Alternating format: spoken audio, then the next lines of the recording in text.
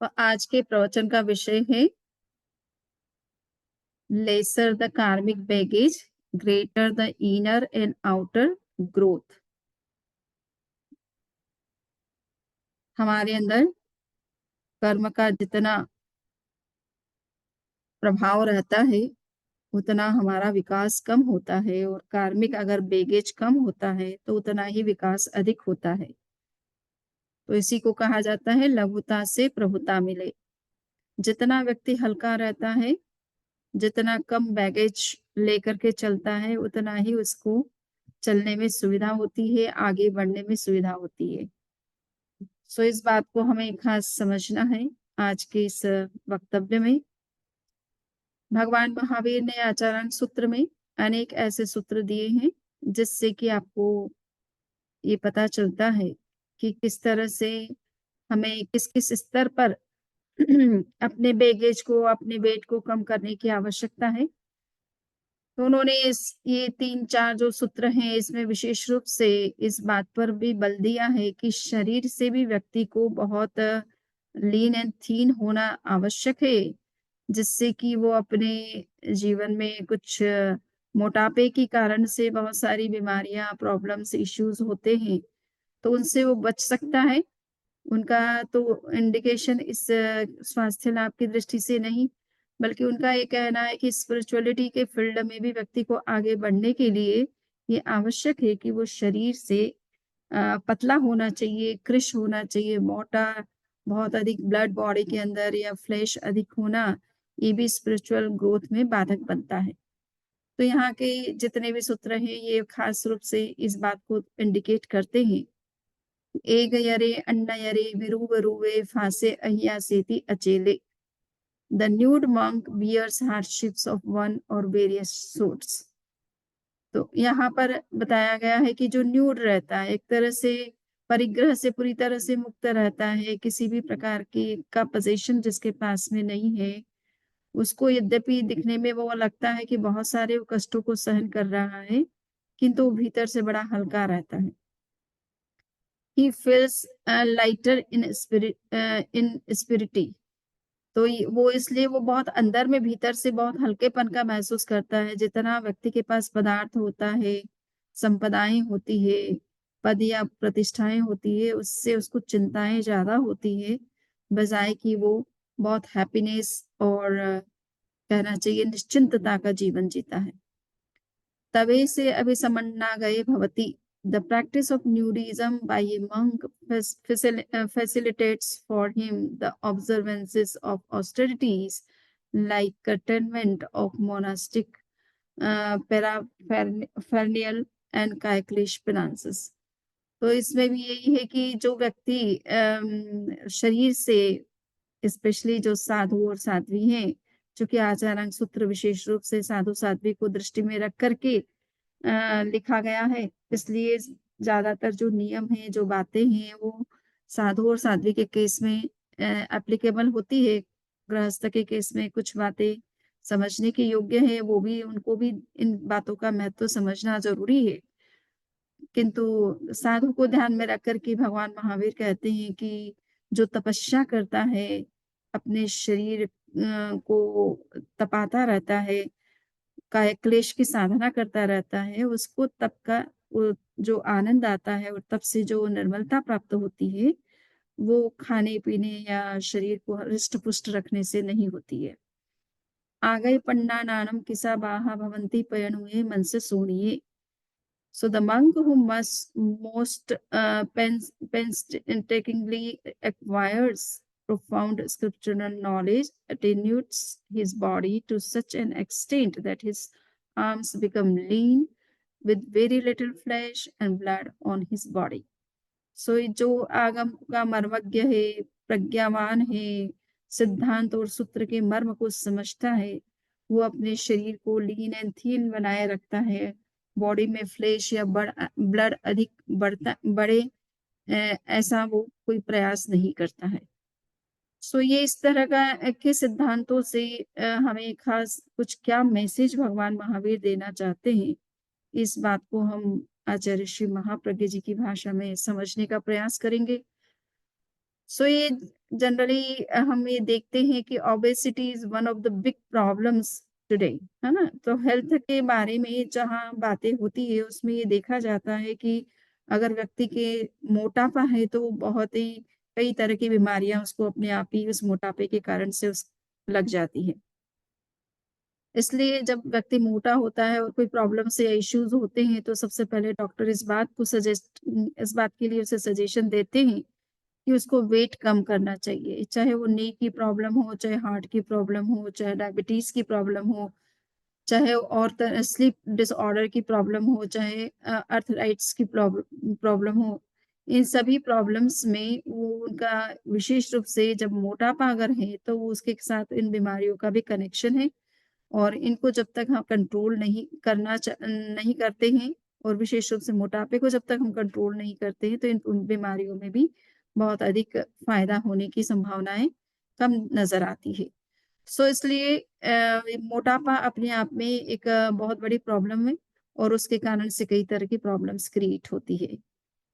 भगवान महावीर आचारांग सूत्र के माध्यम से और इन सूत्रों के माध्यम से एक बात पर विशेष बल देते हैं और वो ये है कि Mahavir also told to reduce the karmic weight और baggage to grow in life. उनका भी ये कहना है कि हमारा जो अंदर का जो कार्मिक लोड है वो कितना कम हो सकता है, वो जितना ज्यादा होगा उतना लाइफ में प्रॉब्लम्स ज्यादा बढ़ेगी। अगर हम उस लोड को कम कर सके, उस वेट को कम कर सके, उस आंतरिक जो हमारा इनर जो वेट बढ़ा हुआ है उसको अगर हम कम कर सके, तो हम प्रॉब्लम से बाहर आ सकते हैं और हमारी जो स्पिरिचुअल ग्रोथ है, उसमें भी जो बाधाएँ बाधाएँ जो है वो बहुत कम हो सकती है। हमारे पास में 2 तरह के वेट होते हैं, एक तो इनर वेट होता है, एक आउटर वेट होता है। आउटर वेट बॉडी का वेट भी हो सकता है। आउटर वेट को हम एक पोज़ीशन यानी हमारे पास में कोई हायर पोज़ीशन है, हम बहुत बड़े पद पर हैं, सत्ता में हैं, तो वो भी एक प्रकार का मोटापा ही है। पावर हमारे पास में शक्ति ज़्यादा है, तो उससे भी हमारे अंदर अहंकार पैदा हो जाता है, तो वो भी एक प्रकार का मोटापा है। और पोज़ीशन पदार्थ का अगर हम संग्रह ज़्यादा करते हैं, तो ये भी एक प्रकार का मोटापा है।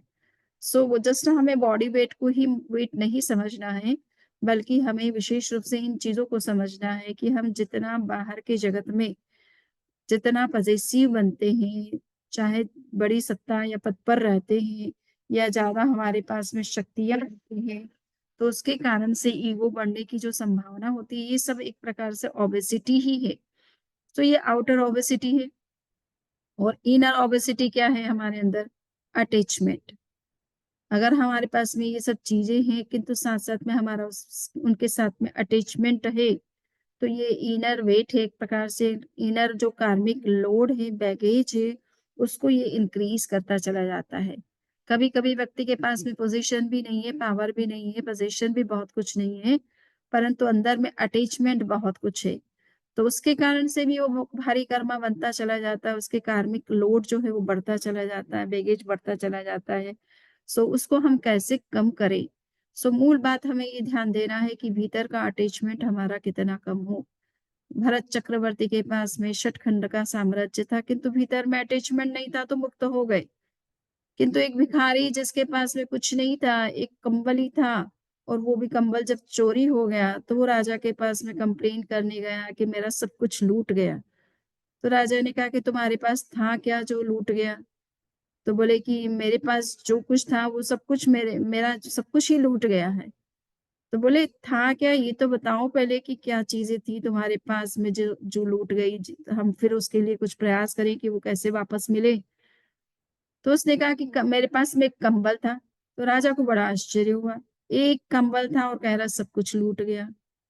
तो बोले कि कंबल क्या बड़ी चीज़ थी? बोले वो तो मेरे लिए सब कुछ ही था। वही मेरा मकान था, वही मेरे बैठने की का आसन भी था, वही मेरा सोने का बेड भी था।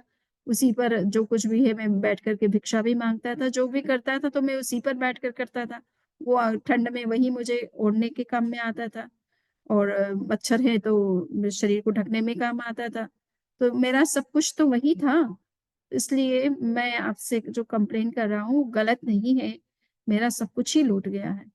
तो कहने का इतना ही मतलब है कि व्यक्ति के पास कुछ नहीं होता है, फिर भी उसका इतना अटैचमेंट उस जो कुछ है, उसके प्रति भी इतना छोटी-सी एक चीज़ है, उसके प्रति भी बहुत अटैचमेंट हो सकता है। और किसी के पास जो है शतखंड का साम्राज्य हो और वो अटैचमेंट ना ही हो, ऐसा भी हो सकता है। तो जो जिसके पास जिसमें अटैचमेंट नहीं है, वो मुक्त हो सकता है, चाहे उसके पास साम्राज्य ही क्यों ना हो। और जिसके पास में कुछ भी ना हो और अटैचमेंट बहुत कुछ हो, तो वो संसार परिभ्रमण जो है उसका चलता रहता है, नए-नए कार्मिक बॉन्डेज होते रहते हैं, कार्मिक लोड बढ़ता चला जाता है और उसके कारण से वो सफ़र करता रहता है। सो ये हमें समझना है कि इनर और आउटर वेट क्या है और किसको हमको रिड्यूस करना है। सो ये कहा जाता है कि जितना हम हल्का रहते हैं, जितना हमारा वेट कम होता है, चाहे वो बेडी बॉडी का वेट ही क्यों ना हो, उसके कारण से हम कई तरह की समस्याओं से, बीमारियों से, प्रॉब्लम से बच जाते हैं। So thin body, extra weight creates obstacles in spiritual growth also, है ना? सो अगर वेट हमारा बॉडी का अगर बढ़ता है, तो स्पिरिचुअल चीज़ों को प्रैक्टिस करने में भी बहुत बाधा आती है। भारी वेट वाला शरीर जो होता है, उसमें मेडिटेशन करना या लंबे समय तक कुछ मतलब लंबा विहार भी अगर करना चाहें, कुछ दूसरे तरह के प्रयोग भी करना चाहें, तो उसमें भी कठिनाई हो जाती है। तो थिन बॉडी न केवल हमारे हेल्थ के पर्पज़ से बहुत ज़रूरी है कि हमारी बॉडी का वेट ना बढ़े, जितना ज़रूरत है उतना रहे। ऐसा नहीं कि हम बहुत ही वीक हो जाएँ, कमज़ोर हो जाएँ, वैसा भी नहीं, किंतु हमारी बॉडी का इतना भी वेट ना हो कि जो हमारे लिए अनेक समस्याओं का कारण बने, अनेक दूसरी प्रकार की बीमारियों का कारण बने और हमारे स्पिरिचुअल प्रैक्टिस में बाधा ऑब्स्टेकल क्रिएट करे। लिमिटेड इसी तरह से हमारा पोज़ीशन जो है वो भी लिमिटेड होना चाहिए। जितना हम परिग्रह बढ़ाते हैं, जितना हम उच्च पदों पर वर्क करते हैं, किंतु उसके साथ में हम जानते हैं कि कितनी समस्याएँ होती हैं। राजा बनता है तो कोई व्यक्ति तो लगता है कि कितना बड़ा व्यक्ति है, कितना भाग्यशाली है, कितना पुण्यशाली है। किंतु राजा को पूछो तो उसे पता है, वो बताएगा कि राजा राजमुकुट पहनना बाहर से तो उसकी चमक-दमक बहुत दिखाई देती है और लगता है कि कितना प्रेशियस चीज़ मुकुट जो है वो एक राजा बनने से पहनने को मिलता है। किंतु उसके अंदर की जो चुभन है वो सामने वाले व्यक्ति को नहीं दिखाई देती है। इसलिए राजा बनना कोई सरल नहीं होता है। बड़े जो जितने भी बड़े राजा होते हैं, नामी होते हैं, सत्ता में जो आते हैं और पावरफुल होते हैं, कुछ विशेष काम भी करते हैं, उनका अगर नाम भी होता है, तो उनके कितने शत्रु बन जाते हैं, ये भी हम सबको जो है पूरी तरह से पता है। वर्तमान में भी कोई सत्ता में अगर है, तो उसको किस तरह से चैलेंजेस उसके लाइफ में रहते हैं, कितना भय रहता है, उसके आस-पास में कितने बॉडीगार्ड्स रखे जाते हैं, ताकि उसकी सुरक्षा की जाए। सो जितना व्यक्ति धन से संपन्न बनता है, पद की दृष्टि से बहुत उच्च पदों पर आता है या शक्ति या पावर जिसके पास जितनी होती है, जिसका जितना नाम होता है, उसके उतने शत्रु भी इस दुनिया में कम नहीं होते हैं। सो ये बड़े चैलेंजिंग होता है और आप देख रहे हैं कि राजा जो और जिसके पास कुछ नहीं है, उसके सामने राजा भी झुकता है, नमस्कार करता है। साधु राजा को नमस्कार नहीं करते हैं, किंतु राजा ज़रूर साधु को नमस्कार करते हैं क्योंकि उनके पास कुछ नहीं है, वो अकिंचन है। तो जिनके पास में जितना कम होता है, वो उतना ही महान माना जाता है और जितना उसके पास ज़्यादा अधिक होता है, उसके लिए उतना ही भय, आशंका और अशांति का उसका जीवन कभी-कभी हो जाता है कि उसकी चिंताएँ रहती है कि मेरे पास जो कुछ है वो कहीं कोई उस अटेक ना कर दे, कोई उसे ले ना ले और या उसकी जान के लिए खतरा ना बन जाए। तो इन सब चीज़ों को लेकर के उसके अंदर भय बना रहता है, अशांति बनी रहती है, टेंशन बना रहता है, चिंताएँ बनी रहती है, सुरक्षा की, अपनी स्वयं की सिक्योरिटी की भी सुरक्षा रहती है कि कहीं उनको कोई समाप्त ना कर दे। उनका धन लेने के लिए, उनका पद लेने के लिए, उनकी प्रतिष्ठा को हानि पहुँचाने के लिए। तो जितना व्यक्ति बाहर में ज़्यादा इन चीज़ों में जाता है, उतना ही उसके अंदर भय और शंका भी बढ़ती है, अशांति बढ़ती जाती है और जितना वो इन चीज़ों से मुक्त बनता है, उतना ही उसका जीवन बड़ा शांतिमय बन जाता है, बड़ा सुखद बन जाता है। तो यही कारण होता है कि साधु-साध्वी भी हमें बड़े प्रसन्न नज़र आते हैं क्योंकि कोई चीज़ ही नहीं है तो चिंता किस बात की? जिनके पास ये चीज़ें होती हैं उनको चिंता है, जिनके पास पदार्थ है उनको चिंता है। एक बार जो है किसी ने पूछा कि भई साधु को ग्रहों का प्रभाव पड़ता है कि नहीं पड़ता है? तो एक मुनि जी ने एक आचार्य ने जवाब दिया कि भई किस बात का ग्रह ग्रह क्या करेंगे बताइए साधु का? साधु के पास कुछ है ही नहीं, ग्रहों का प्रभाव किन चीज़ों पर पड़ता है? या तो किसी के पास धन है तो धन समाप्त हो जाएगा, वो रोड पर आ जाएगा, करोड़पति है, वो रोडपति बन जाएगा। या पद है तो उसका पद कोई छीन लेगा। सत्ता है तो सत्ता उसकी कोई ले लेगा। कोई और राजा जो है अटैक करके उस राज्य पर, कंट्री पर अपना अधिकार कर लेगा। या कोई और देश के जो है सत्ताधारी वो उस देश को अपना रूल करने लगेंगे। परंतु साधु के पास तो ये सब कुछ है ही नहीं, तो ग्रह किस बात का प्रभाव डालेंगे? ग्रह के प्रभाव होगा भी तो किस रूप में होगा? तो अकिंचन पर, साधु पर जल्दी से ग्रह दोषों का कोई प्रभाव नहीं पड़ता है, क्योंकि स्वयं अकिंचन है और त्यागी है, उनके पास धर्म की शक्ति भी होती है, इसलिए ग्रह उनका कुछ बिगाड़ नहीं सकते। किंतु जिनके पास संपदाएँ होती है, ग्रहों का प्रभाव उनके ऊपर विशेष रूप से होता है। सो ग्रेटनेस ऑफ महावीर, हम देख रहे हैं कि तीर्थंकर जो होते हैं वो किस तरह से कितने अपरिग्रही होते हैं। वो भीतर से भी अपरिग्रह, भीतर से भी अटैचमेंट, राग और द्वेष पर विजय प्राप्त कर लेते हैं और बाहर से भी सब चीजों का त्याग कर लेते हैं। यद्यपि वो स्वयं राजा थे, राजकुमार थे, रॉयल फैमिली में उन्होंने जन्म लिया था, सब कुछ सुविधाएं उनके पास में थी, किंतु जब आत्मा की समृद्धि को पाना है, आत्मिक सुख और आनंद को पाना है, तो इन पदार्थों से मुक्त हुए बिना उस शांति, उस सुख की उपलब्धि करना बड़ा मुश्किल होता है। आम व्यक्ति उन चीज़ों को पाकर के इतना अहंकार या अटैच्ड हो जाता है कि वो उस आंतरिक सुख और आनंद की अनुभूति नहीं कर पाता है। सो भगवान महावीर के जीवन को हम एग्जाम्पल के रूप में देख सकते हैं कि वो भीतर से भी राग और द्वेष से मुक्त थे और बाहर से परिग्रह से मुक्त थे, संबंधों से मुक्त थे। इसलिए किसी भी प्रकार की न तो बाहर से उनको चिंता थी और न भीतर से उनका कोई कार्मिक लोड जो बढ़ रहा था। वो सतत आनंद की अनुभूति में रहते थे। सो भीतर से आनंद में रहते थे। बाहर से हमें ये लगता था कि जैसे कि वो बहुत सारे कष्ट सहन कर रहे हैं। The more suffering Mahavir faced, the more the source of happiness flowed from within. भगवान महावीर जितना कष्टों को सहन कर रहे थे, उतना ही उनके भीतर का आंतरिक सुख का जो है स्रोत प्रस्फुटित हो रहा था। भीतर से सुख जो है, वो बाहर की तरफ बहता जा रहा था, जिससे कि वो सदा आनंद और ब्लिसफुल स्टेट में रहते थे, सुख और शांति का अनुभव करते थे। कष्ट उनको कोई परेशान नहीं कर पाते थे और कष्टों को वो कष्ट समझते भी नहीं थे।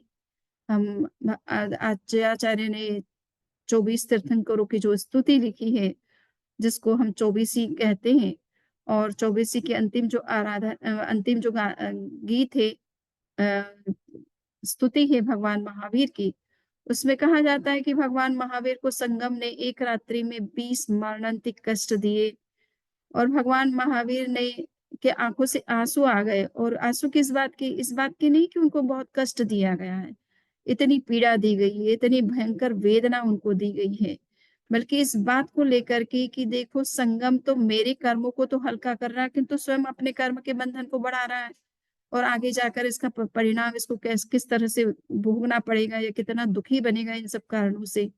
इस बात को, इस करुणा से, यानी संगम के ऊपर उनको करुणा आ रही कि ये इसका जीवन कितना दुखी बन रहा है और मेरे को तो ये सुखी बना रहा है, कर्मों के बंधन जो है तोड़ने में सहायक बन रहा है। जब तक कष्ट सहन नहीं किए जाते, तब तक कर्मों के बंधन भी इजीली नहीं टूटते हैं।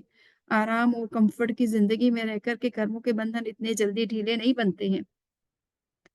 सो इसलिए भगवान महावीर जो है वो करुणा से अश्रुपूरित हो जाते हैं और करुण उनके मन में इस बात को कि ये कोई मेरे लिए कष्ट नहीं है, ये तो मेरे कल्याण का साधन है।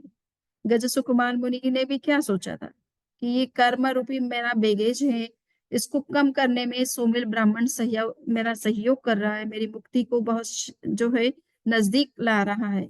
मुझे पता नहीं कितना पुरुषार्थ करना पड़ता इस इन कर्मों को, बंधनों को तोड़ने में और मुक्ति को पाने में, किंतु इसने ऐसा प्रयास किया है जिससे कि मेरी शीघ्र मुक्ति हो जाएगी। सो ऐसा पॉजिटिव थिंकिंग करते हैं और कर्मों के बंधनों को तोड़ लेते हैं। सो भगवान महावीर भी इसी तरह से अपने, कहा जाता है कि 23 तीर्थंकरों के जितने कर्म नहीं थे, उतने अकेले भगवान महावीर के थे और उन कर्मों के बंधनों को तोड़ने के लिए उन्होंने चला करके, जिसको उधेड़ना कहते हैं, चला करके कष्ट अपने ऊपर लिए थे। ऐसी जगह जाते थे जहाँ आदिवासी लोग रहते थे, अज्ञानी लोग थे, अशिक्षित लोग थे और जिनको महापुरुष या संत की पहचान नहीं थी, उनके साथ भी जो अभद्र व्यवहार कर लेते थे, ऐसे लोगों के बीच में जानबूझ करके गए, जिससे कि वो उनको कष्ट दें और वो उनको सहन करके वो अपने कर्मों के बंधन को कम करें। सो ये इस तरह का जितना कष्ट सहन किया, उतना ही उनके अंदर आनंद और सुख का स्रोत फूटता चला गया। कर्म के बंधन कम होते चले गए, कर्म टूटते चले गए और भीतर का आनंद प्रस्फुटित होता चला गया। तो यद्यपि ये बात बहुत ही कंट्राडिक्टरी लगती है कि व्यक्ति कष्ट में कैसे आनंद का अनुभव कर सकता है और सुख में जितना हम भौतिक सुख और सुविधा के बीच में रहते हैं, उतना ही हम अशांति का जीवन क्यों जीते हैं। बट ये फैक्ट है। The more a man lives in comfort, the more the he gets bored, gets filled with a mental tension, and the more he lives a life of suffering, the more his inner joy blossoms. So ये यद्यपि ये बहुत ही विरोधी बातें लग रही हैं कि कष्ट में आनंद होता है और आनंद सुविधा में कष्ट होता है, पीड़ा होती है, व्यक्ति अशांत रहता है, दुखी रहता है, टेंस्ड रहता है, चिंताएँ बनी रहती है, एंग्ज़ायटी रहती कभी-कभी और भय सिक्योरिटी का जो है इनसिक्योरिटी का भय बना रहता है उसके अंदर, लाइफ़ की इनसिक्योरिटी। सो निरंतर वो चिंता में रहता है। जितनी ज़्यादा सुविधाएँ बढ़ाता है, जितना ज़्यादा धन संपदाएँ बढ़ाता है, उतना ज़्यादा उसके अंदर चिंताएँ बढ़ती चली जाती है। परंतु ये बात सत्य है कि सुविधा के बीच में रह कर के मनुष्य कभी-कभी ज़्यादा बोर्डम फ़ील करता है और बिना किसी पदार्थ के बड़ी शांति और आनंद का अनुभव करता है। सो एक बार कहा जाता है कि एक ओनर थे, उनका अपना एक ड्राइवर था गाड़ी में गाड़ी के चलाने के लिए और वो हमेशा उनके साथ ही रहता था। तो ओनर ने देखा कि उनको कहीं जाना था और ड्राइवर को देखा कि वो गाड़ी में सो रहा है, बड़ा निश्चिंत होकर के सो रहा है, बड़ी साउंड स्लीप में है, बहुत ही गहरी उसकी बहुत सुखद नींद में सोया हुआ है, उसको आस-पास का कुछ पता नहीं चल रहा है। सो वो बड़ा आश्चर्य करने लग गया कि ये ड्राइवर कितना सुखी है मेरे इस कंपैरिज़न में। मुझे तो हमेशा इतना जितना मैंने काम को फैलाया है, नए-नए ऑफ़िसेज़ सेट किए, डिफ़रेंट-डिफ़रेंट कंट्रीज़ में नई-नई ब्रांचेज़ कंपनी की बनाई है, उतनी मेरी चिंताएँ बढ़ती चली जाती है। और कभी कहीं से कॉल आता है, कभी कहीं से कुछ कॉल आता है, कहीं कुछ नुकसान होता है, कहीं कुछ फ़ायदा होता है, कहीं कुछ डिलीवरी करना है, कहीं प्रोडक्शन की क्वालिटी में कमी हो गई है या कहीं वो हो गया। कई तरह की बातें सोचनी पड़ जाती है जब हम जितना बड़ा जो है काम करने के लिए चलते हैं। सो वो देख रहा था कि इस तरह की सुखद नींद, इस तरह की साउंड स्लीप की तो मैं कल्पना भी नहीं कर सकता जो ड्राइवर ले पा रहा है। सो कहने का इतना ही मतलब है कि व्यक्ति पदार्थ आवश्यकता के पदार्थ हर व्यक्ति को चाहिए, रोटी चाहिए, कपड़ा चाहिए, मकान चाहिए, आवश्यकता की जो चीज़ें हैं वो चाहिए। किंतु उसके अलावा जो हमारी ज़रूरत नहीं है उससे ज़्यादा अगर हम चीज़ों का संग्रह करते हैं, तो उससे भय, शंका हमेशा बनी रहती है। निश्चिंतता का लाइफ़ कम जी पाते हैं, शांति का जीवन कम जी पाते हैं और चिंताएँ और जो है प्लानिंग और इन सभी चीज़ों में हम ज़्यादा व्यस्त हो जाते हैं। सो ये भगवान महावीर के और तीर्थंकरों के जीवन से हमें ये शिक्षा मिलती है कि पदार्थ से जितना व्यक्ति मुक्त रहता है, उतना ज़्यादा सुखी रहता है। परंतु हाँ, ये गृहस्थ के केस की बात हमें समझना है कि गृहस्थ को अपनी एक लिमिट में उसको जो ज़रूरत है, उसके लिए ये बात नहीं कही जा रही है, किंतु जो अननेसेसरी अटैचमेंट के कारण या ग्रीड के कारण या ईगो के कारण या दूसरों को कष्ट दे करके स्वयं के बेनिफिट के बारे में सोचते हैं, उन लोगों को विशेष ये सोचना है कि इन सब चीज़ों से जीवन में अशांति ज़्यादा बढ़ती है, बजाए कि शांति और सुख की प्राप्ति होती है। सो और अभी वर्तमान में हम देख रहे हैं कि अनेक ऐसे जो संपन्न देश कहा जाता है, जो रिच देश कहा जाता है, चाहे वो अमेरिका जैसा रिच अमेरिका ही क्यों ना हो, तो जितनी भी रिच और डेवलप्ड कंट्रीज़ हैं, वो चूँकि उनके पास संपन्नता का, वैभव का, सुख-सुविधाओं का कोई इसकी कोई कमी नहीं है, ज़मीन की भी कोई कमी नहीं है, रिसोर्सेज़ भी उनके पास पर्याप्त हैं। तो अब वो क्या चाहते हैं कि कुछ नया किया जाए, कुछ नया और उस नया करने के चक्कर में बहुत सारे ऐसे आर्टिफ़िशियल रिसोर्सेज़ क्रिएट किए जा रहे हैं, डिवाइसेज़ क्रिएट की जा रही है, रोबोट्स क्रिएट किए जा रहे हैं, जो फ्यूचर में हमारी वर्क कैपेसिटी को बढ़ा सकते हैं। किंतु साथ में हमें ये सोचना है कि और वर्तमान में एक आर्टिफिशियल इंटेलिजेंसी का और जो है कंसेप्ट आ गया, वो कंसेप्ट ही नहीं आया, वो एक तरह से वर्क करना शुरू कर दिया है उसने। और आप ये देख रहे हैं स्टीफन हॉकिंग जो कि सेकंड आइंस्टीन माने जाते हैं 21st सेंचुरी के एक तरह से।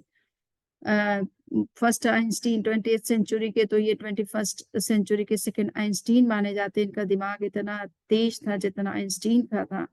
और उन्होंने आर्टिफिशियल इंटेलिजेंसी को लेकर के बातें कही है कि artificial intelligence is likely to be either the best और worst thing to happen to humanity. तो इनका ये मानना है, और इनका एक और स्टेटमेंट है जिसमें वो कहते हैं कि the development of full artificial intelligence could spell the end of the human race. So ये आर्टिफिशियल इंटेलिजेंसी को जिस तरह से बढ़ावा दिया जा रहा है, ये एक तरह से मानव जाति के विनाश का सूचक है, इंडिकेशन है। इससे मानवता नष्ट हो जाएगी। जब आर्टिफिशियल इंटेलिजेंसी सब कुछ काम करने लग जाएगी तो मनुष्य क्या करेगा? वो भूखा मरेगा और इसी तरह से उसका जीवन समाप्त हो जाएगा, क्योंकि कमाने के सोर्सेस ही उसके बंद हो जाएंगे। कहा जाता है कि लगभग 60% जॉब जो है वो समाप्त होने वाले हैं। जैसे ही आर्टिफिशियल इंटेलिजेंस मार्केट में आएगी, वैसे ही जॉब जो है 60% जो है समाप्त हो जाएंगे। तो उस कंडीशन में मनुष्य के पास खाने के लिए क्या रहेगा, पीने के लिए क्या रहेगा, जब मनी उसके पास, जॉब ही उसके पास नहीं होंगे। तो ये मानव जाति के विनाश का एक इंडिकेशन है स्टीफन हॉकिंग के हिसाब से। तो हमें सोच विचार करके हमें इस तरह के आर्टिफिशियल जो है चीजें, डिवाइसेस क्रिएट करनी चाहिए। मनुष्य जाति को समृद्ध या सुखी बनाना हमारा उद्देश्य होना चाहिए, न कि कॉमर्शियल बेनिफिट ही सब कुछ हम अपने जीवन का उद्देश्य समझ बैठे। So there was a news of making a human made of half of original body and half of machine। कहा जाता है कि किस तरह की न्यूज़ आई थी, जिस न्यूज़ में ये कहा जाता था कि अब मनुष्य का जो शरीर है वो आधा तो मनुष्य का शरीर रहेगा ओरिजिनल रूप में और आधा मशीन रहेगी। सो आप ये सोचिए इस तरह के कितनी मतलब कल्पनातीत जो है इस तरह के माइंड वर्क कर रहे हैं, जो मनुष्य को भी आधा कर देंगे। उस जस्ट उसका ब्रेन चलना चाहिए, उसका रीढ़ की हड्डी जो है वो रहनी चाहिए सुरक्षित, बाकी सारी बॉडी जो है वो मशीन में कन्वर्ट हो जाएगी। सो इस तरह की बातें सोच करके हम मानव जाति का किस तरह से कल्याण की बात सोच रहे हैं, उसके विकास की बात सोच रहे हैं, ये हमें खास चिंतन करने की आवश्यकता है। और इससे मानव जाति का के लिए किस तरह का नया खतरा पैदा होने वाला है, ये जो लोग आर्टिफिशियल इंटेलिजेंसी के रिजल्ट्स को, परिणामों को पहले से ही जानते हैं, वो इस बात की चिंता करते हैं कि ये मानव जाति के लिए बहुत बड़ा एक खतरा पैदा होने वाला है। सो यहाँ पर कहा कि एक्सटर्नली ही इज बिकमिंग, जो आर्टिफिशियल चीजें जो क्रिएट की जा रही है, हमें लग रहा है कि हम एक्सटर्नली बहुत साइंस और टेक्नोलॉजी के फील्ड में बहुत आगे बढ़ रहे हैं, नई नई चीजें इन्वेंट कर रहे हैं, नई नई चीजें क्रिएट हो रही है। और मनुष्य जो को इतनी सुविधाएं उपलब्ध हो जाएगी कि उसको मनुष्य मतलब वर्कर के रूप में किसी व्यक्ति को रखने की आवश्यकता नहीं है। रोबोट से ही सारे काम कर देंगे। एक रोबोट से एक दिन में ही 35 कारें बन जाएगी, तो क्या ज़रूरत पड़ेगी? मनुष्य को क्यों रखा जाएगा? उसके साथ में तो कई प्रॉब्लम्स भी होती है, उनकी सैलरी प्रॉपर नहीं हो तो वर्क प्रॉपर नहीं करते हैं, और कई तरह की हड़तालें होती हैं और अनेक तरह की इस तरह की समस्याएँ क्रिएट होती रहती है। तो मनुष्य चाहेगा कि उन समस्याओं से हम कैसे मुक्त रह सकें। अगर रोबोट आ गए तो हम रोबोट्स को ही क्यों नहीं अपने कंपनी में काम करने के लिए लगाएँ। सो इससे कई लोगों के जॉब जा सकते हैं और बड़ा खतरा मानव जाति के लिए पैदा हो सकता है। सो मनुष्य जो है एक्सटर्नली अपने आप को बहुत ही साइंस और टेक्नोलॉजी के फील्ड में बहुत अपने आप को एडवांस बनाने की कोशिश कर रहा है, बट इंटरनली वो बैंकरप्ट होता जा रहा है, अंदर से खाली होता चला जा रहा है। उसके जीवन में अशांति और तनाव बढ़ते चले जा रहे हैं। और सबसे बड़ा तनाव किस बात का है? व्यक्ति को पैसा चाहिए, जॉब चाहिए उसके लिए, और जब जॉब ही नहीं मिलेंगे तो व्यक्ति करेगा क्या? सो ये समस्याएँ हमको किस तरह से अंदर से भीतर से खोखला बना रही हैं। मानव जाति के विनाश के लिए ये सब चीज़ें एक तरह से कारण का काम कर रही हैं। पर इस बात को कोई सोच नहीं रहा है, क्योंकि युग को के विकास को रोकना मनुष्य के लिए भी असंभव जैसा है कि युग अपने समय के साथ बढ़ता है, आगे बढ़ता है और उससे कुछ नए अपने आप पे कुछ नए जॉब जो है वो अस्तित्व में आते हैं और इसी तरह से मानव जाति चलती रहेगी। अब हम ये सोच करके कि मनुष्य जाति के लिए एक बहुत बड़ा खतरा है, तो विकास की राह को हम बंद नहीं कर सकते, उसको छोड़ नहीं सकते हैं। तो कुछ लोगों के ये इस तरह के विचार भी हैं, किंतु हमें सोचना है कि ये सब चीज़ों से आम व्यक्ति के जीवन पर इसका क्या दुष्प्रभाव पड़ेगा और किस तरह की नई समस्याएँ भी साथ में उत्पन्न होगी। So inner richness, when one starts his spiritual practices, then internally he feels pain and externally pleasure. But when it is accomplished, then internally he becomes happy and externally he looks in pain. So ये होता है कि जब हम अब अंदर में अध्यात्म की साधना में गहरे उतरते हैं, तब हमें ये लगता है कि शुरुआत में तो ये लगता है कि हम बहुत कष्ट का जीवन जी रहे हैं और जैसे-जैसे हम अध्यात्म के क्षेत्र में आगे बढ़ते जाते हैं, वैसे-वैसे हमारे भीतर का सुख बढ़ता जाता है, आनंद बढ़ता चला जाता है।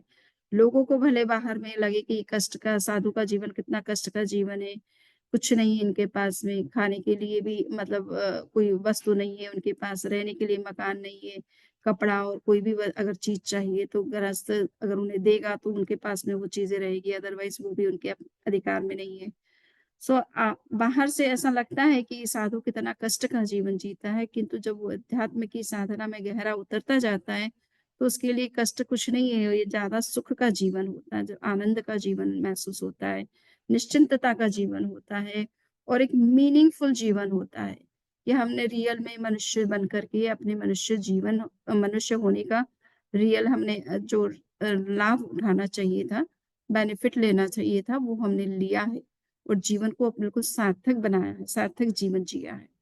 सो इस तरह की जो फीलिंग्स है, वो साधु के मन में रहती है और साधु के जीवन में रहती है, इसलिए उनको कोई कष्ट-कष्ट नहीं लगता है, किंतु दुनिया को महसूस ऐसा कुछ होता रहता है। तो ये अंदर में जब रिचनेस हमारे बढ़ती है, तो भीतर में सुख बढ़ता चला जाता है। बाहर में हम चाहे हमारे पास कुछ ना हो, किंतु भीतर में जो सुख और आनंद होता है, वो करोड़ों की संपत्ति होने पर भी वो उस तरह का सुख दुर्लभ होता है। उसकी कल्पना भी आम व्यक्ति नहीं कर पाता है। कहा जाता है कि विदेशी भारत गए थे और जब आचार्य श्री महाप्रज्ञ जी के सानिध्य में मेडिटेशन का कैंप लगा था, वो उस कैंप में गए थे। उनका नाम वैसे ग्लेंडी पेज है, आप जानते होंगे जिन्होंने अहिंसा के क्षेत्र में बहुत लिखा भी है और काम भी किया है।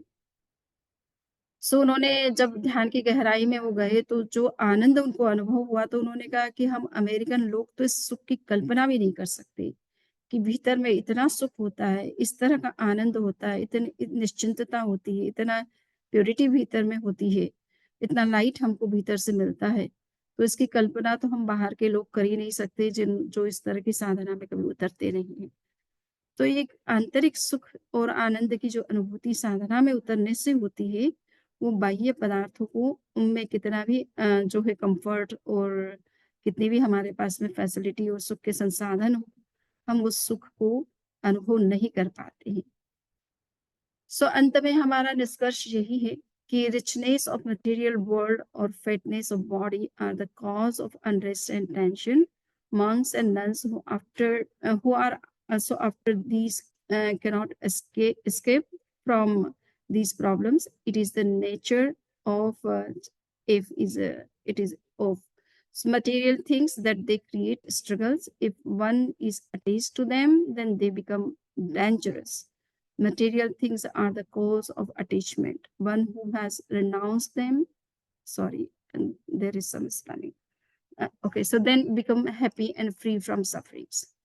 So कहने का इतना ये है कि शरीर का चाहे वेट हो, चाहे कर्मों का वेट हो, ये जब जितना कम होता चला जाता है, उतना व्यक्ति सुखी होता है और जितना हम बाहर से समृद्ध होते हैं, बाहर से हम परिग्रही बनते हैं और चाहे वो साधु ही क्यों ना हो, वो भी जब कभी इस तरह से परिग्रही बनता है, नाम और प्रतिष्ठा के चक्कर में जाता है, तो उसके सामने भी वही प्रॉब्लम्स आती है, जो एक आम गृहस्थ के सामने आती है। तो इसलिए जितना-जितना हम बाहर से और भीतर से परिग्रही बनने का, हल्का बनने का प्रयास करेंगे, उतना-उतना हम ज़्यादा सुख और आनंद की अनुभूति में उतरेंगे और जितना जितना हम बाहर के साथ ज़्यादा अटैच्ड बनेंगे, उतना ही जीवन में दुःख, अशांति, तनाव बढ़ता चला जाएगा। सो हम इन सब चीज़ों के इस ट्रुथ को हम समझने का प्रयास करें और इस ट्रुथ को जीवन में रियलाइज़ करने की भी कोशिश करें, मटेरियलाइज़ भी करने की कोशिश करें कि जिससे कि हमारा जीवन जो है वो सुखद बने, शांतिपूर्ण बने और आध्यात्मिक दृष्टि से उन्नत भी बने। इन्हीं विचारों के साथ में आज का ये वक्तव्य संपन्न करती हूँ। आप किसी के कोई क्वेश्चन है, वो कर सकते हैं।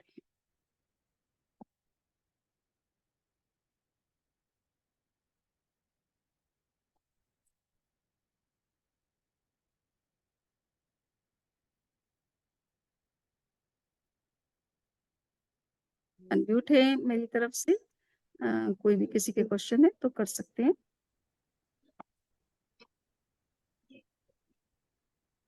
वंदामि नमो स्वामी। उत्तरायण में सम्यक्त पराक्रम में कायोत्सर्ग को कहा गया है कि वो हल्का कर देता है। तो सही। कायोत्सर्ग का मतलब है शरीर से जैसे मेरा जो जो जो जो मुझे मालूम है कि कायोत्सर्ग में अटैचमेंट टू बॉडी, तो ये सही है या गलत है? बिल्कुल देखिए, कायोत्सर्ग में हम अटैचमेंट का त्याग कर, बॉडी के प्रति हमारा जो अटैचमेंट है उसी को कम करने की बात करते हैं।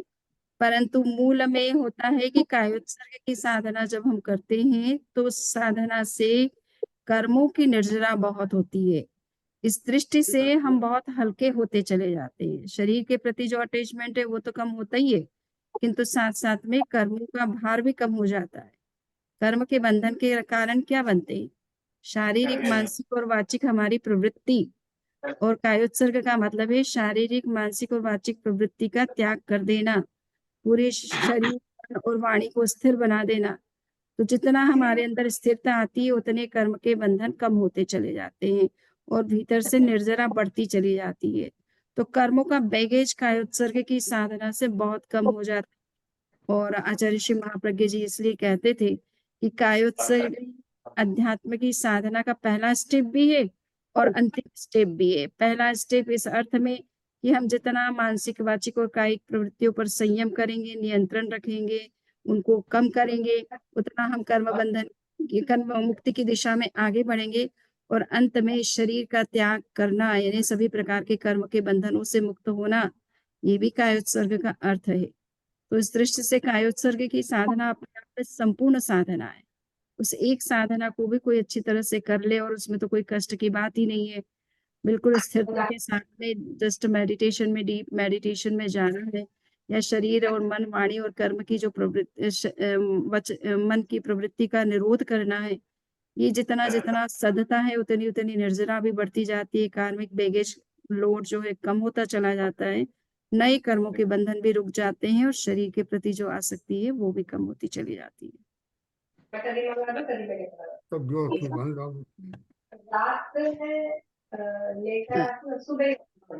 अरे ये कौन कौन लेडीज लेडीज सॉरी, आप लोग ना अपना स्पीकर प्लीज बंद रखिए। जो लोगों को क्वेश्चन है उसी को अपना स्पीकर ऑन करना है। वंदामी नमन स्वामी स्वामी जी, तो हम आंतरिक सुख को कैसे बढ़ा सकते हैं? अभी तो मैंने ये बताया ना, कायोत्सर्ग की साधना कितनी आप कर हाँ। सकते, ठीक है। और दूसरा है परिग्रह से, बाह्य चीजों से कितना अपने आप को मुक्त रख सकते हो। जितना आप पदार्थों से जुड़ेंगे उतनी आपकी चिंताएं भी बढ़ेगी, है ना। चाहे आप कोई भी मकान बहुत बड़ा बनाया तो मेंटेनेंस उसका, उसकी क्लीनिंग, उसका और कुछ टूट फूट तो नहीं हो गया, कुछ और कुछ तो नहीं हो गया, तो सब चिंताएं साथ में। जितना आप वस्तु को, परिग्रह को बढ़ाते हो उतनी चिंताएं भी साथ साथ में बढ़ती रहती है हर तरह की। तो इन सब चीजों से कितना आपकी जरूरत कितनी है, आप उतनी तो ठीक है, उसमें कोई बात नहीं है। परंतु ज्यादा अगर हम विस्तार करते तो हमारा समय भी उन चीजों में लग जाता है और साथ साथ में फिर उनकी सिक्योरिटी, उनकी सेफ्टी, उनके मेंटेनेंस, ये सब चीजें भी हमारे साथ जुड़ती जाती है और हम फिर ज्यादा एंगेज होते चले जाते हैं। तो थोड़ा बाहर से जितना हो सकता है डिटेच अपने आप को करें और भीतर में रहने का ज़्यादा से ज़्यादा अभ्यास करें। तो ये सुख का सबसे बड़ा साधन है। उसके लिए सामायिक, स्वाध्याय, ध्यान, जप आदि में ज़्यादा एंगेज रहने की कोशिश करें, आपके पास जितना वक़्त है। और काय उत्सर्ग की साधना तो बहुत ही सिंपल साधना भी है कहना चाहिए, और इस साधना से भी आप आंतरिक सुख और आनंद की अनुभूति कर सकते हैं। जो भी ध्यान के प्रयोग है, स्वाध्याय के प्रयोग है, किसी को स्वाध्याय में बड़ा आनंद आता है, वो स्वाध्याय करे, किसी को जप में बड़ा आनंद आता है, वो जप के माध्यम से उस आनंद का अनुभव कर सकता है। किसी को ध्यान में बहुत आनंद आता है, तो वो ध्यान के माध्यम से उस आनंद का अनुभव कर सकता है। ये सारे साधन है उस आंतरिक आनंद की अनुभूति करने के। कृतिज्ञ अस्मि सर। यस।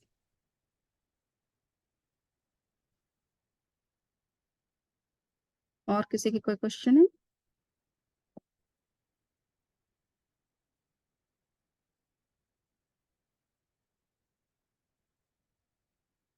तो आज प्रताप जी की ओर से कोई क्वेश्चन नहीं है?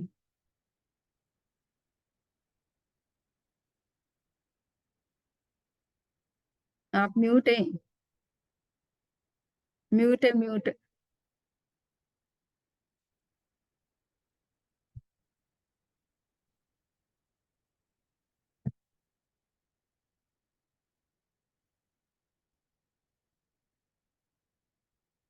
तो म्यूट म्यूट होने से मुझे अनम्यूट कर, अच्छा मैंने शायद कर दिया है, तो इस वजह से हो रहा होगा।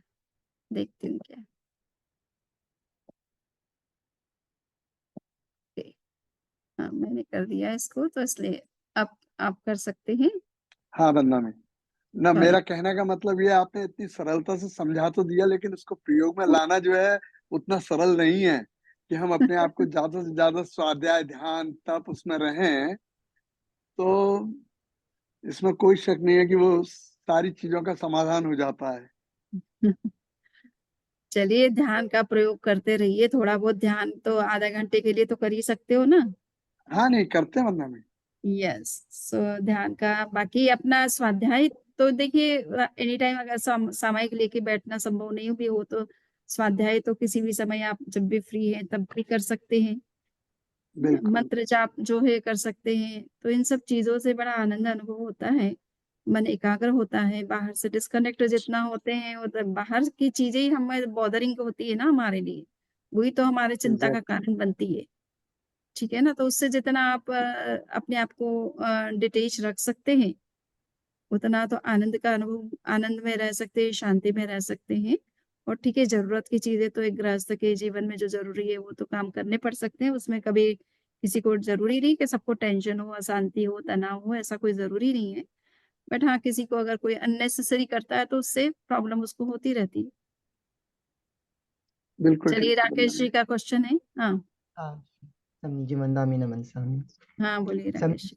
सफरिंग में और तप में क्या अंतर है? क्योंकि तप भी एक तरह से अपने आप को तपाना है, हाँ। अपने शरीर को दुख देना है बेसिकली। लेकिन कभी कभी ये भी धारणा हो जाती है कि अ, जितना हम अपने आप को दुख देंगे हम्म। उतना ज्यादा अच्छा होगा। तो उसमें थोड़ा सा अंतर है मेरे ख्याल से, तप में और सफरिंग बिल्कुल में। सही बात है। सफरिंग तो तब व्यक्ति को लगती है जब वो अनिच्छा से उस चीज को सहन करना उसके लिए विवशता हो जाए। क्लियर। और जो स्वेच्छा से स्वीकार किया जाता वो सफरिंग नहीं होता। साधु कभी ये नहीं कहता कि मुझे हमने कोई कष्ट सहन कर रहे हैं। आप किसी भी साधु से बात करेंगे, वो कभी नहीं कहेगा कि हम कोई कष्ट का जीवन जी रहे हैं। दुनिया भले उसे कहती है कि कष्ट, आप अपने आप को कष्ट क्यों दे रहे हो, इतना पैदल चलने का, आज के समय में वो भी बिना चप्पल चलना, या इस तरह से सड़कों पे चलना, जब इतने साधन है, सब कुछ सुविधाएं हैं, तो आपको क्या जरूरत है इस तरह का। साधना ही करना है तो घर में रह करके भी क्यों नहीं कर सकते हैं, वगैरह वगैरह। सब क्वेश्चन करने वाले करते हैं अपनी तरीके से। बट साधु उसको कष्ट नहीं समझता। वो निश्चिंतता का जीवन, आप गृहस्थ जीवन में आप रहेंगे तो गृहस्थ की जिम्मेदारियों से अपने आप को मुक्त रख सकते हो आप। अब वो चिंताएं आपके साथ नहीं जुड़ेगी, और आपको टाइम मिलेगा फिर इतना कि आप अपनी स्पिरिचुअल ग्रोथ के लिए जितना अपने आप टाइम को डिवोट करना चाहते हो वो कर सकते हो। हमारे प्रताप जी कह रहे हैं, जबकि वो तो इतने उनका, उनको कोई कमी नहीं है। सब कुछ उनकी फैसिलिटी है और उनको इतना कोई जरूरत भी नहीं है कि अब कोई उनको जॉब करना है, मनी की कोई आवश्यकता रिक्वायरमेंट है, फिर भी उनको एक गृहस्थ जीवन में रहते हुए महसूस हो रहा है ना कि वो ये सोच जरूर सकते हैं, बट करना हमारे लिए इतना इजी नहीं है।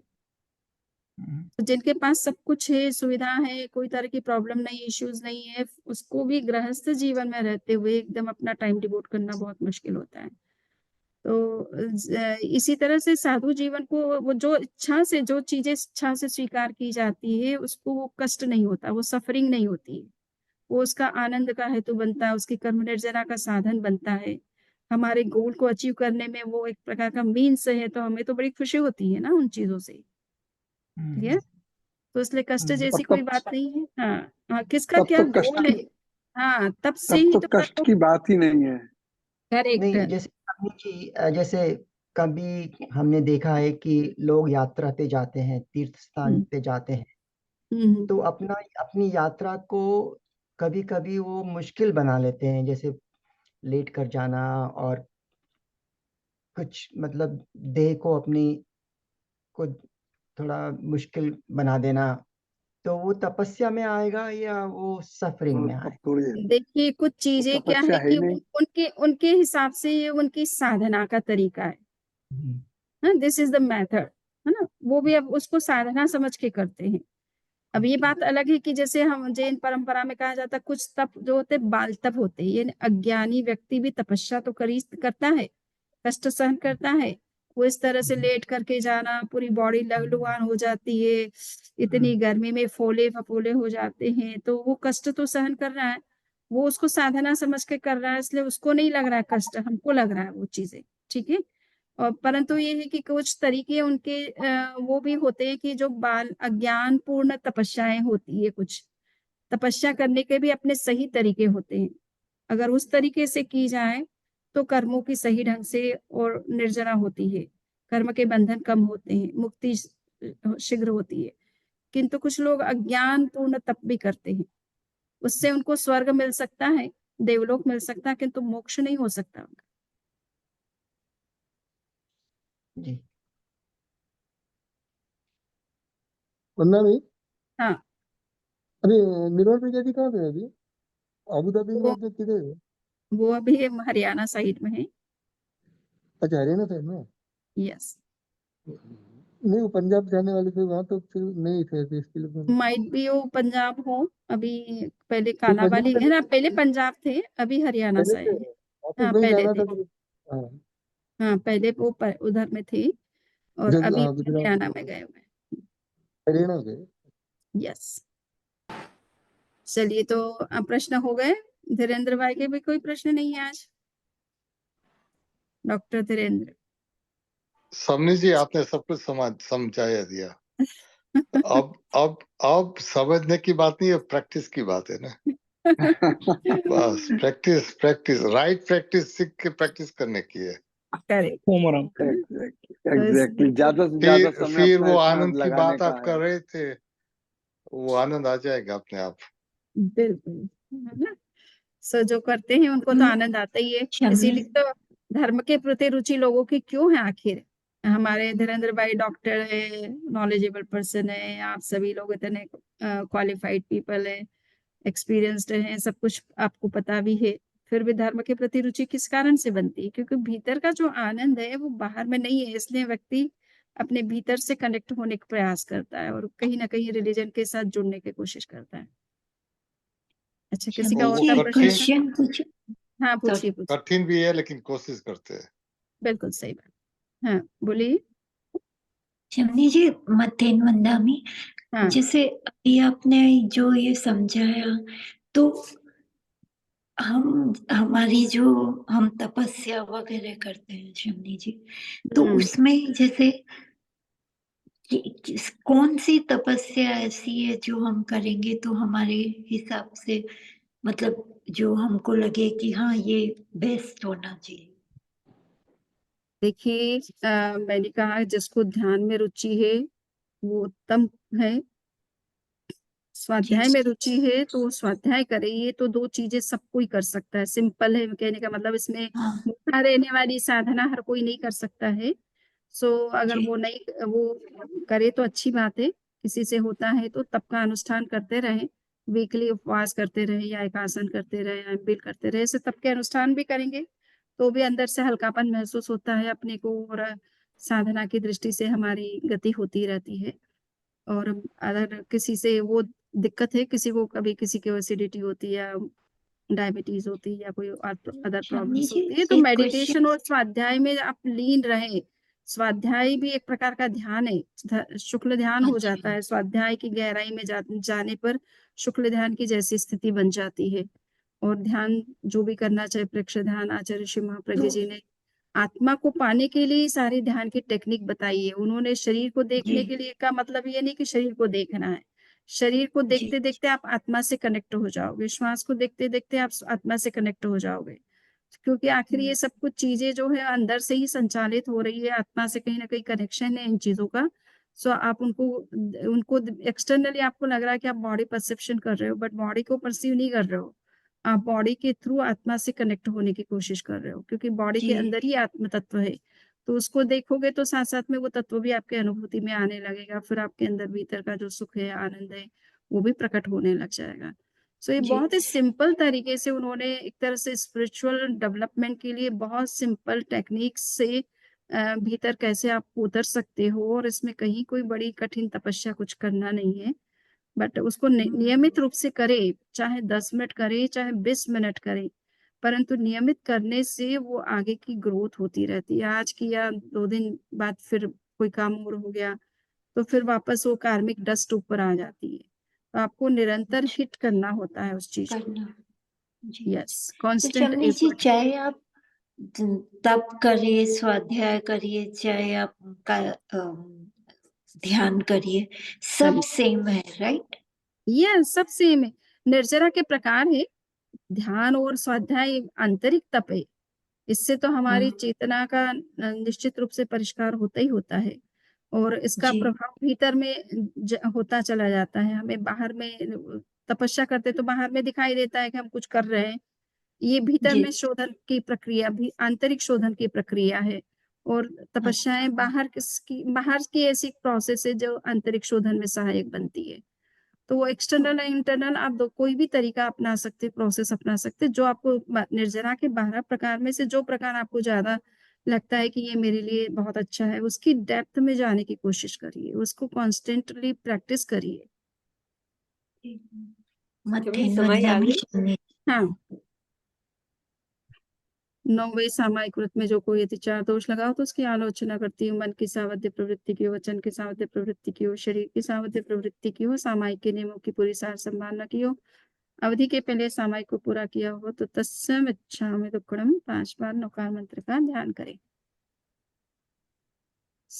बहुत ही अच्छा है। सभी ने ध्यान पूर्वक सुना है और सभी काफी कुछ जानते ही हैं।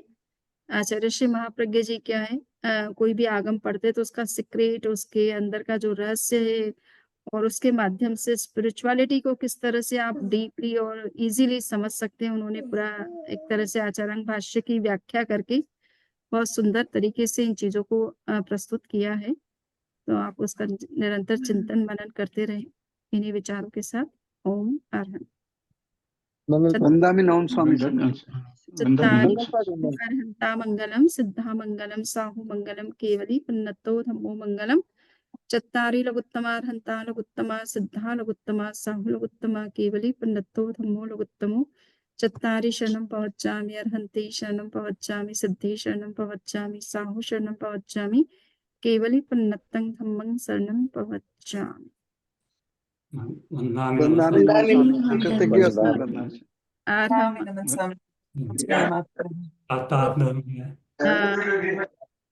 वंदामि नमः स्वामी जी।